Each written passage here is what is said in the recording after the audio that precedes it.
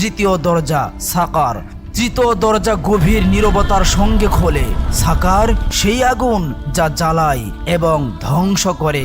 তার দরজায় লেখা স্বার্থপর। এখানে বিশেষ শাস্তি, স্বার্থের মূল্য।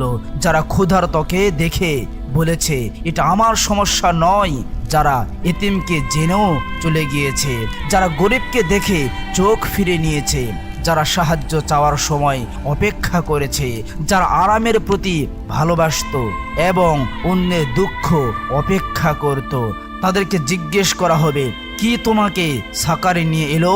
তারা উত্তর দেবে আমরা তাদের মধ্যে ছিলাম না যারা দোয়া করত, আমরা গরিবদের খাওয়াতাম না যারা গরিবদের খাওয়াতো। সাকার তাদের টেনে নেয়, ভেতরে নিয়ে যায়। তাদের স্বার্থ তাদের আগুনের জ্বালানি হয়ে যায়।